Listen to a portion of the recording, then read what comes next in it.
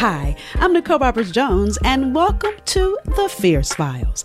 Now, what I know for sure is that one of life's greatest gifts will meet you when you go after your more. And so here is why I share with you thought-provoking insight and behind-the-curtain conversations with women who have reached the pinnacle of success because they went after their more. Now, I really want you to get this. One idea from these episodes can make a remarkable difference, not just in your career, but in your life. And I want to make sure you join the conversation in our Facebook group. So go to findyourfiercemovement.com. Now grab your pen and get ready for today's session of The Fierce Files. All right. Hello. Nicole Roberts-Jones here, and welcome to this episode of The Fierce Files. And you have to know that most of the women that I'm interviewing are my sister friends, but this one right here, if you haven't buckled your seatbelt, you better get ready as I introduce you to Michelle Taylor Jones. Now, Michelle is a global diversity and inclusion leader at Dell Technologies. She oversees strategy, development, sponsorship, and so much more. But in addition to that, she is the former founder and CEO of the Taylor Group, which was a full-service diversity and inclusion practice. She has been, over the last 21 years, an expert and executive leader in talent management, executive recruiting, and diversity and inclusion. She's worked at places like Bank of America and Mass Mutual Insurance Corporation. Now, I could go on and on, but what you have to know is this woman has numerous honors, including being recognized by the Network Journal magazine as one of 25 most influential women in business. She's a sought-after speaker. She's been featured in Black Enterprise, Working Mother Magazine, The Huffington Post. She is the co-founder of Black Women of Influence, right? And she is just powerful in everything she does. She's an author. Her first book, Sonnets from My Soul, is a collection of inspirational poetry. And really, this woman has a gift of gab, and you're about to hear it. So help me welcome Miss Michelle Taylor Jones. Hey, Michelle. Hello. Thank you so much, Nicole. That's amazing. So great to be with you. I'm always excited to be with you. And the thing that I love, and I'm going to go right in because Michelle has a powerful story. And first, let me just say this out of the gate. The thing when Michelle and I talked about her being a part of the podcast, she was like, girl, I got to tell my story. And I love it because I wanted to ask her to do that. And the reason being is many of you that are listening to us, you are powerful at work. You are women that have the title, the corner office, you've had the career, you have everything you ever want. But at home, it's a different story. And so your conversation of going into your more really is a conversation of you finding your personal self over again. So tell us a little bit about your journey and really your experience of fighting for your more. So, I think a lot of us, and I'll start with myself, reconcile work and home. Right? And so we talk about a brand. And so we create this brand, this perception. I'll even go as far as to say this illusion, that we have it all together. And here's what I know, and a whole lot of people listening know, we don't. We don't have it together. And so when we step into the office, we can wear that mask. We can be that executive, we can be strategic, we can, get it all done. But then when we get home, that mask doesn't work. We're humans that are dealing with very real things.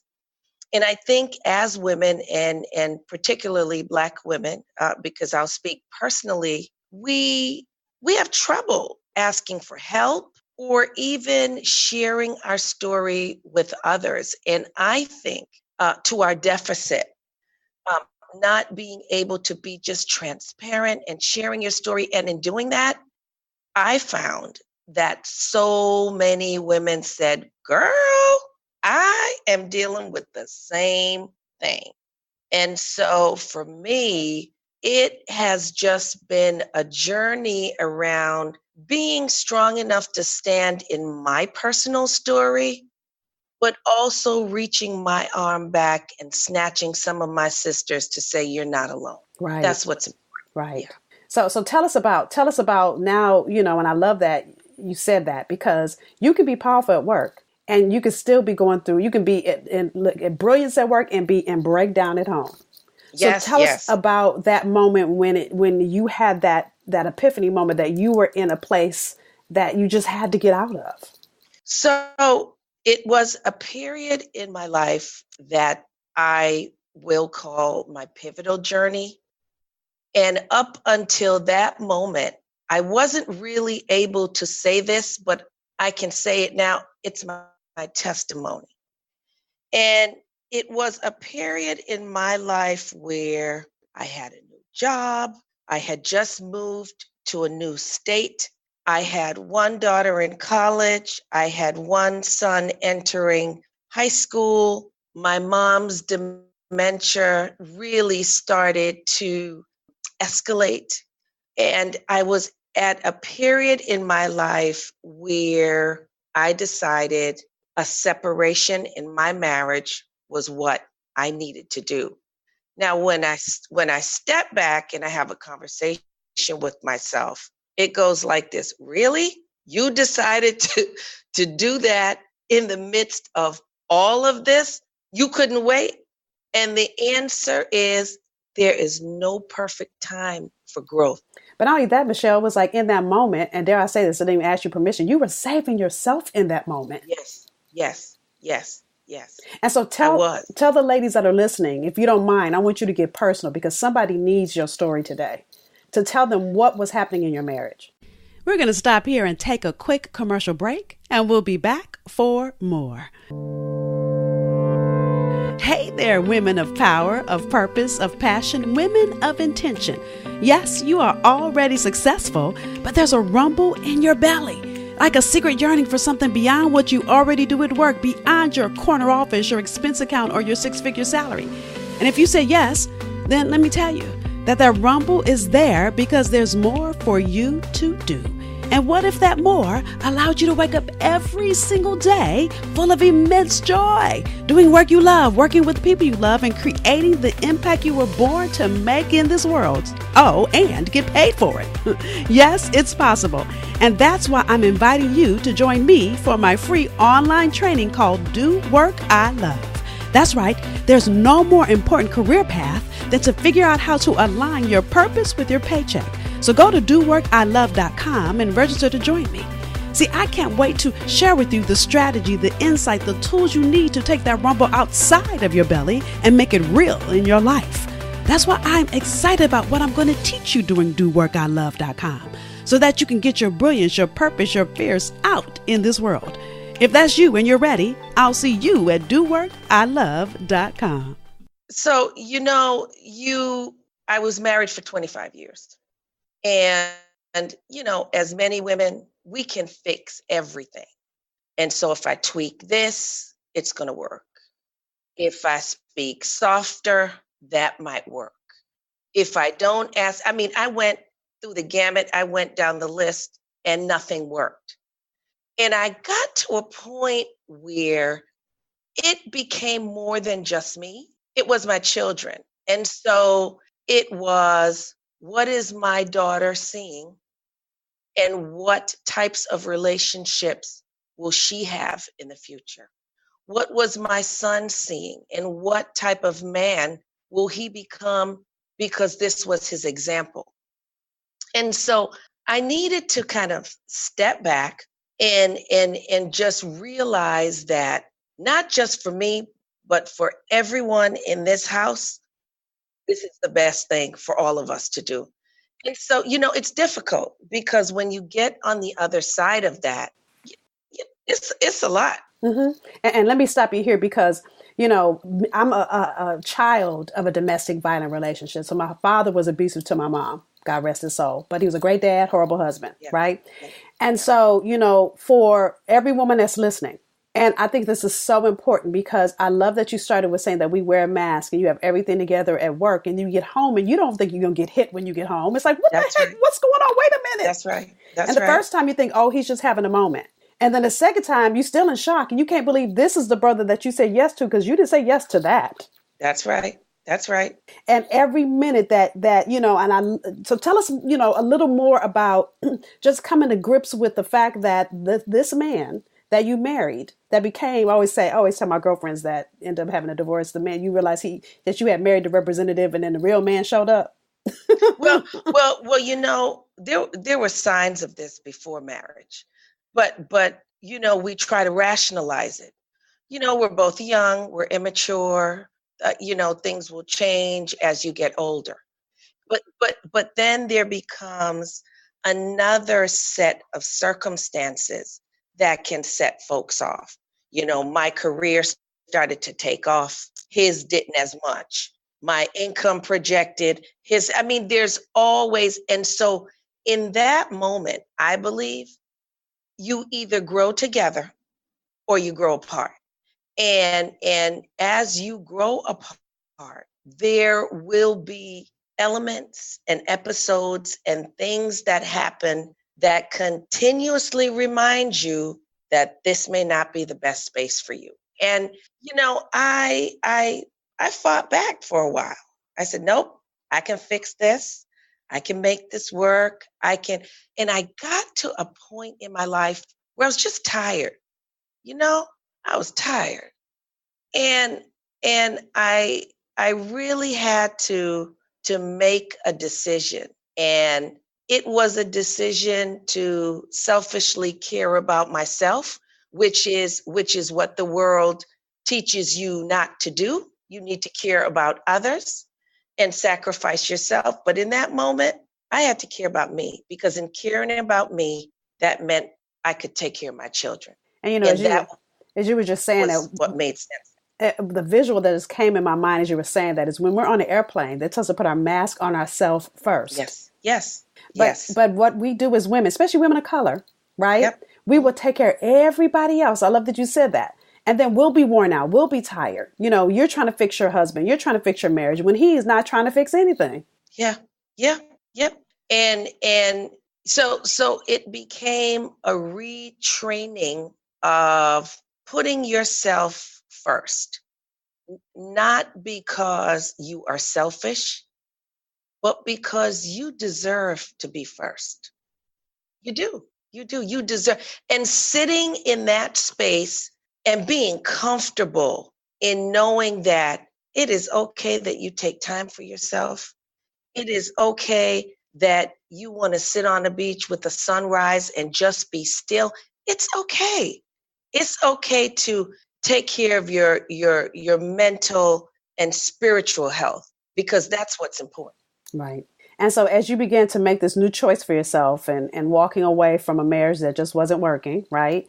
Which I know was a hard choice. And we're talking about it quickly, but I know it was a hard choice. You had children involved and how did you begin to see your new self emerge? Because I know making the decision was hard, but I also know that as you walked into this newness, you began to learn more about Michelle. Well, it's amazing, because now that I'm on the other side, what I can tell you is it's a rebirth.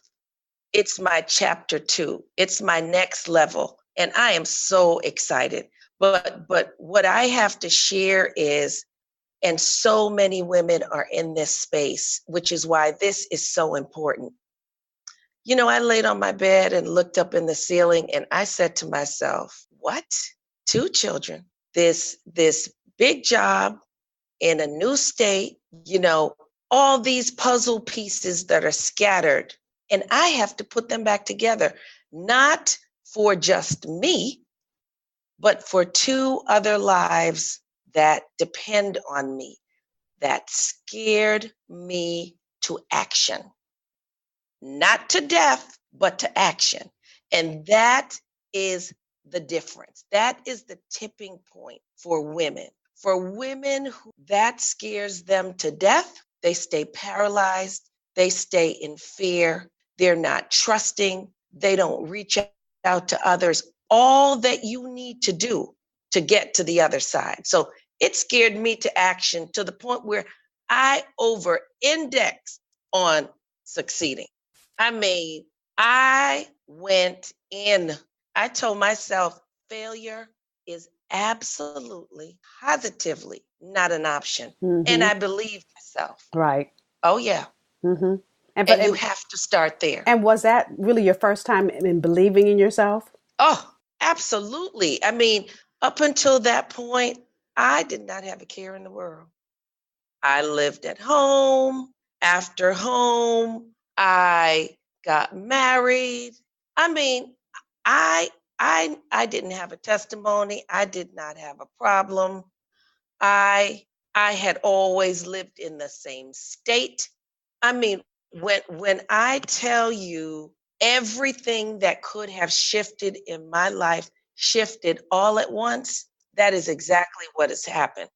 And and and I know that that was designed to have me reach inside of myself and pull out all that was deposited throughout my life, all that, my mother told me, and all that I had heard, and all that I had seen. We have deposits. And until we have to go and take something out, we don't realize that it's there. And I'm just so thankful that when I got to a space in my life that I needed to reach inside and pull out what I needed to survive, everything was there. But Everything was there. and how did you, what's interesting is it's all there, but for so long we don't even know it's there. So do you Right. remember the moment that, did you have like an epiphany, an aha, where you just all of a sudden said, it's there and I know what to do? What did that look like? So so I'm a planner, I'm a writer, I'm an organizer. So I had to put I had to lay this out like a blueprint. I said, this is what I need to do for the children. This is what I need to do for my career. This is what I need to do for me. And I started to make a list under every single heading of what I needed to do to make those pillars in my life whole. And I created a plan and I executed. So I took practical experience from my professional life and I applied it to my personal life. And I attacked it just like the project that I would work on at work. But this time, the project was me. Ooh, that's so good. And so Mm, many of us never stop long enough to realize that our own self yeah. is, I don't even know if I'm supposed to say is a project, Yes, right? yes. Literally. Absolutely. And so I love Absolutely. that. Is literally making your own self a priority and making it a project and taking it piece by piece. You don't have to always say to my clients, you don't have to buy the whole, you can't eat the whole pie. You don't No, even eat a whole slice. You take one no. bite. And I think that's what makes most people overwhelmed Yep, yep, yep. because they're trying to think and create solutions around everything all at once, and you cannot. You have to decompartmentalize everything, put everything in a space where you say, tomorrow I'm going to look at the pillar that's focused on my children. I need to get Alyssa through college. I need to make sure Tyler's okay with football practice, and but I need to make sure I can get approved for that mortgage. I need to. That's everything you need to do in that pillar, and you focus on that and you go deep. Now, in doing that, there's a couple of things that are absolutely key, and that is you need to take off your superwoman cape because guess what? You can't do it by yourself. You can't. You just can't. And that means sometimes you have to sit in a space that is very uncomfortable because that means you have to ask for help. That means you have to tell people your story. That means people know you're not perfect. These are all the things that's going to make you so uncomfortable that it's going to make you apprehensive to move forward. But you have to get over yourself. Yep, yep. That's so You good. just have to get over yourself. Mm, oh, That's yeah. good. So that's number one. Look, she giving us steps. You have a number two? Yes, I do. Network, network. Mm, Find everybody in your network that can help you get what you need. Call them. I know I haven't called you in 6 months, but here's why. I know we had a disagreement a year ago, but let's reconcile because here's what I need. Tap into your network. You can't do it all by yourself. that's good. The Hmm. third, visualize your outcome. I did that every night. I laid in my bed. I visualized Alyssa walking across the stage at Spelman College. I visualized that. So I knew every single tuition payment needed to be made because that was my vision. So visualize that. Visualize that in your temporary situation, you may be renting somewhere to stay, but visualize that house because that's what you want. That's what you had. Visualize that. See yourself having Thanksgiving and celebrating that moment with your children. So I truly believe visualization really helps to concrete, make your plan concrete. And fourth, which seems most obvious to everyone, but it isn't, and that is surround yourself with positivity. There are so many negative influences. Girl, you should have left. And girl, why are you trying to? And you're doing too much. And you're trying to write a book. And you got children. That is their limited vision for your life. Their limited vision. You can't buy into that. And then sometimes when you have such a huge vision, if you buy into their negativity, it hinders you from, because you already are second guessing yourself because it's hard. Absolutely. So they water that seed instead of, I love that you said visualize your outcome. So here's the thing. When you visualize your outcome, it doesn't mean that you, and I dare I say it this way, you believe in that moment that it's possible. And what I mean by that is you're going to be afraid of it. You're going to second guess yourself. But if you keep saying, I think I can, like what's that little engine that could, I think I can, I think I can. When you have the negative people around you that are saying, girl, no, you can't, it's going to hinder you from getting to it. And what I have to tell you is, here's the other side of that. Be prepared to not have people like you. Because here's the thing. They have decided what you can and cannot achieve. That's a definite for them. Mm-hmm. And so when you don't fit into their image of who they think you're supposed to be, they're going to be mad. And here's the other end of that, and the same coin, right? Be prepared for people not to like you. Look, I'm writing notes too, not to like you. Got to write you. So here's the other end of that same conversation. Sometimes when you're playing a bigger game, what happens is you rumble that up in other people. And if they don't believe they can do it, they're hating on you, not because of what you're doing, but because they don't believe in themselves. Absolutely. And what gets produced is, Exactly. And that's when the people start acting like they don't like you, but really what it is they don't like themselves. You better go ahead. Mm-hmm. Yes, absolutely. So this has been so good, Michelle, and you've been so transparent. I want to thank you for it. So if you guys missed any of the 5, let me repeat them. Number 1, take off your superwoman cape and ask for help. Number 2, tap into your network. And I love, by the way, number 2, because you've got to be willing to be transparent. You got to stop trying to act like everything's perfect, because ain't nobody perfect. And by the way, when you perfect, Michelle, when you say me seat next to Jesus, because that's where you'll be. Exactly.